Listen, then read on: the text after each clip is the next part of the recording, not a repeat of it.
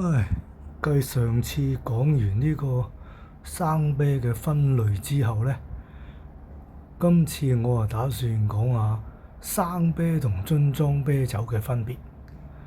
嗱，生啤呢，佢其實嘅意思呢，即係話佢嗰啲酵母呢仲係生嘅喎，即係未經燒凍、未殺死嘅。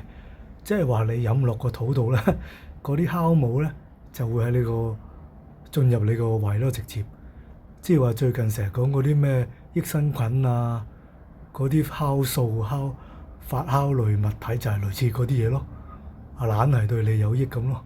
嗱，佢通常就喺呢啲咁嘅 tap 嗰度拉出嚟俾你嘅，即係其實佢係一個好似一加侖油光銀色嘅嘢咁樣拉出嚟俾你咯。咁呢啲就生啤咯。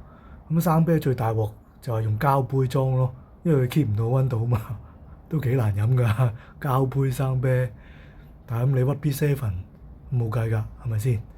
嗱，咁樽裝啤酒就係樽名副其實啦，一個樽 lock 死咗嘅，咁所以咧佢嗰啲酵母就殺死晒嘅，已經消毒咁解啦。咁其實就你會飲到係唔同㗎，冇咗嗰種新鮮嘅感覺咯，因為佢懟冧晒啲酵母啊嘛。咁啊〜酒徒啦，實係有第啲嘢飲噶啦，係嘛？酒色財氣，紅酒就例牌噶啦。紅酒咧，通常就跟杯水俾你嘅喎。如果正正經經，譬如酒店咁，紅白歌謠鬥，白酒紅酒其實都係葡萄酒嚟嘅啫。白酒通常雪凍飲咁解。咁呢度你見到呢度有啲焗爐、暖爐啊，即係等你冬天都可以飲到嘛。呢個 Whisky on Rock 俾花生你送，係啦。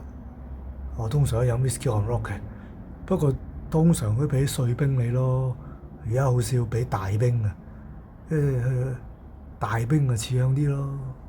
呢啲韓國燒酒，呢隻就罐裝 Sake 啊。